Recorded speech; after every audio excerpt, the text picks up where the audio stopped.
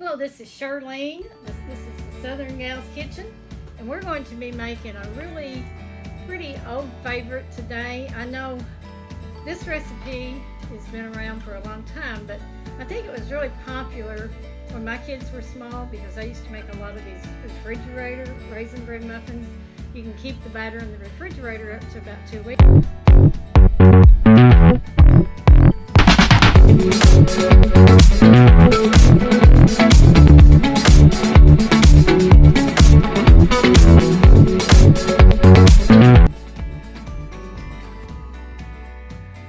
There's all kinds of recipes for raisin bread refrigerator muffins. I like the ones that use buttermilk. You can actually use yogurt in this too. And mine uses cooking oil instead of butter. So I kind of like it. It makes them really moist. And it's a smaller recipe. I took it and I sort of cut it down. So this makes 36. Some of them make 60, 5 dozen, 60 muffins. If you got a big family and a lot of people to eat them, you can get by with that. But otherwise, that's a lot of muffins. They freeze really well. There's no problem with freezing them. And in fact, that's what I'm going to do. I'm going to make 2 or 3 little different kinds today. I'll show you in a minute. But I'm going to freeze these and I'm going to give some to some family and friends too. So you start with 2 cups of Raisin Bran cereal. Now some call for all bran. I use Raisin Bran because I like the raisins in there. I actually have my homemade dehydrated raisins. I thought about putting some of those in there, but y'all wouldn't have those. Oh, they're so good. But anyway, 2 cups of Raisin Bran, 2 cups of yogurt or milk, and you want, yogurt or buttermilk, and you want whole buttermilk. Don't go with the light here. Same way with the yogurt. You really want the fat in there. And then 3/4 cup of cooking oil. And you let this set about 5 minutes, and I've already let it set. Stir it up again a little bit. Just softens it up some. Now, we're going to mix up, in addition to this, we've got, how much brown sugar do we have? 1.5 cups. Now this one has more sugar than some too. You can use the light sugar if you wanted to, but I'm going to use the whole here. And we've got 2 eggs, and we beat them up really well. And we're going to put those in there, and we're going to beat these. You know, it's like making the cake and things that you make. You want to beat your eggs and your sugar to really blend them. This takes just a little bit. It doesn't take very long, really, about a minute. And you want to blend those up. You don't have to beat them like a long time. You just want to get them creamy and mixed together really well. And once they're creamy and mixed together, we're going to add them to this bowl. Well, and then we're going to add this. Actually, we're going to add this in here, and we're going to add it all in there. I don't think it really matters which order you go in on that. It's not as fussy as making a cake where things really matter as much. So in here we have, I've already sifted together, whisked together, my 2 cups of flour, just plain flour. You could use whole wheat if you wanted to. You could use white spelt. 2 cups of flour, 2 teaspoons of baking soda, and 1/2 teaspoon of salt. And you know with buttermilk you always use baking soda. And I've already got this blended in really well. And basically we're just going to kind of stir it in here just a little bit. We're not going to over mix it or anything. We're not wanting to build that gluten, which would make them tough. You could do this with a whisk. You could do it by hand, but I'm going to do it real slowly with the mixer. Just make it a little faster. Just kind of mix it in there. Then we're going to add it all to our wet ingredients. Okay, that's enough mix. I really don't want to make that tough, so I'm going to stop it right there. You could do this better by hand. But we're going to, again, ultimately you're going to mix it all in here anyway, so that's where we want to go with it. Get these cleaned off just a little bit so they don't make a mess all over the cabinet. But Raisin Bran Muffins, my kids loved them when they were growing up. Kids today, I don't know if they're eating many Raisin Bran Muffins. Maybe they should be because they do have some fiber and things in them that might be better for them than some of the things they're eating. I don't know. It's your decision what your kids eat in your house. And you know, with the quarantine and people can't get out and go to the store a lot, you can make buttermilk. Just take milk, put a couple tablespoons of lemon juice in it or vinegar and let it set. So you can mix that up really easily. And if you got the cereal around, you might be able to make these and not go to the store. But at best, you can make them if your kids are home from school and can't go to school right now, or because right now school may be out. You can make these up and just have them in the refrigerator for a couple weeks and give them a tasty little snack here. You can bake off 6 at a time. You can bake these off 6 at a time, 12 at a time. And I'm going to make some little mini muffins today as well as regular. And I'm going to make some muffin tops. I love muffin tops.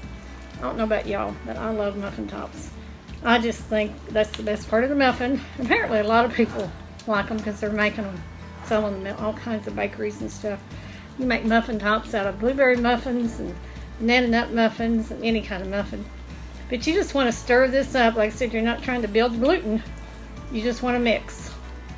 Get it mixed up until it's mixed together. And that's really it. We're almost there. Then we're going to start spooning these in our muffin pans. And they bake at 375. I think it's like 12 minutes. Nope, 25 minutes. 375. You check them now. I'll say this. I'm going to make some of these little tiny ones and some muffin tops. They're not going to bake as long, obviously.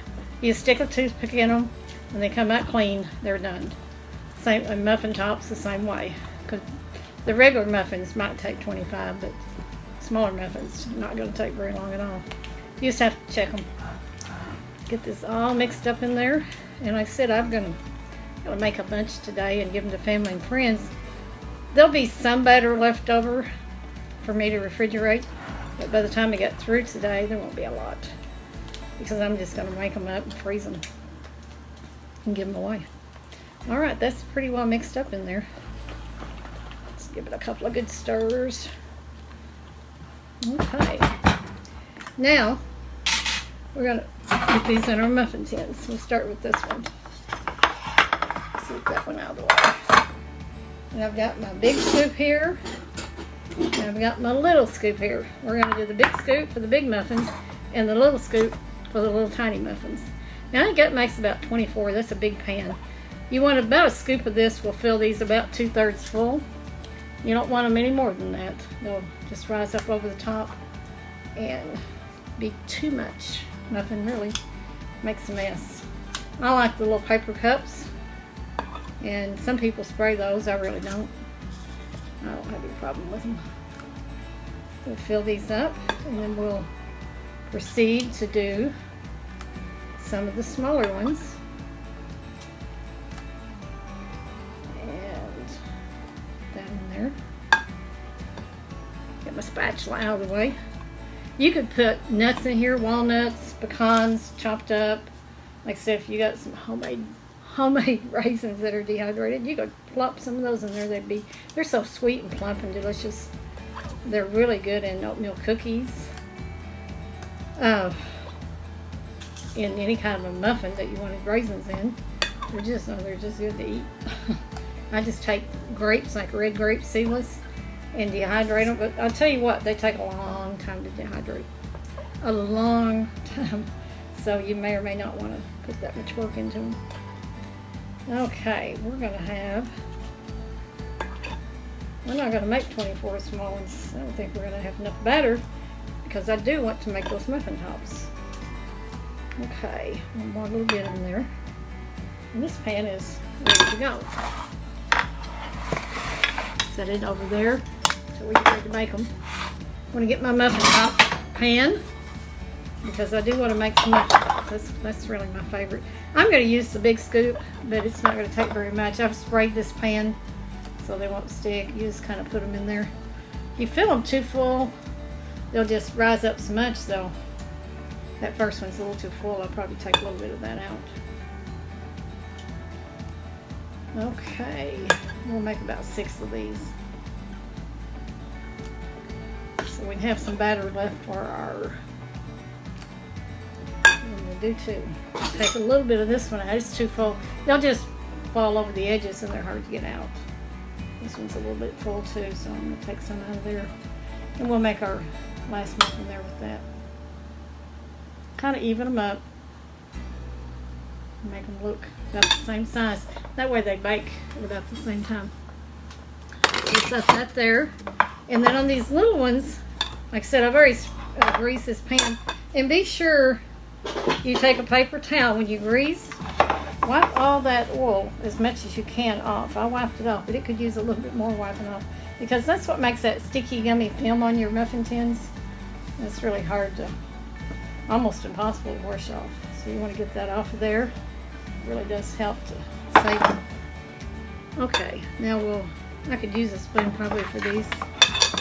Let me move this over here. Put the pan up here. I think I'll get to it better. Tastes good. Got my finger in it. Okay, yeah, I think just a spoon. We just need a little bit in there. I think this will work better. I like the little bite-sized ones. You can just take a couple out and have them for a little snack. Good with yogurt, fruit salad. Small kids, they might like the little bite-sized muffins. And they're just kind of cute. And you don't eat a whole big muffin all at one time. Let's go on there. I don't need that. Okay. Got too many utensils over here anyway.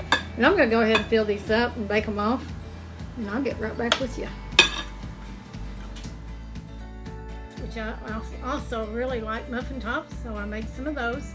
And then I made muffins. Now, I used all my batter. You can keep it up to 2 weeks in the refrigerator. I like to just make it, share it with some people, put the rest in the freezer, and then I've got muffins for a while. And that's a good thing. It's a good thing. These are good in the morning with some yogurt, if you want them for dessert, even with fruit and pudding, or with yogurt, fruit, and muffins. They're just really good. If your kids are at home, like I said, in quarantine, they're a good little snack to have around. You can just pop them out of the freezer or just make them and have them fresh. Or you can pack them in school lunch boxes and things like that too. Isn't that a beautiful platter? Love it. And there's not too many here. I'm going to take some over to my son and his family here in just a little bit. And then the rest will need to go in the freezer. So I don't need to eat a bunch. I'll tell you what I like on Raisin Bran Muffins. And I think a lot of people eat them this way. It's the best way to eat them. And that's with a little bit of butter. I don't know why. That's how I've always eaten them. And I just love them with it. I like really muffins with a little butter on them. Doesn't take a whole lot. But I just like that little bit of butter on there. These are so good.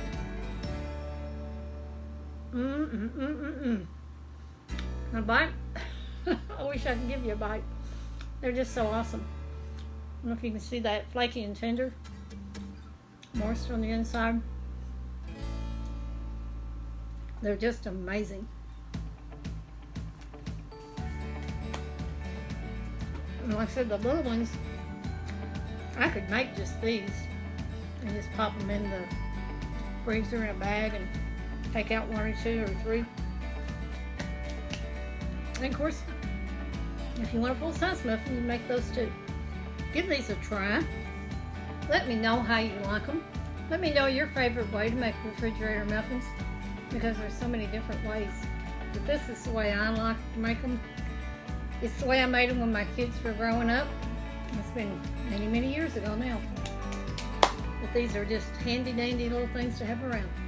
We will see you on the next Southern Gal Show. And in the meantime, you have a blessed day.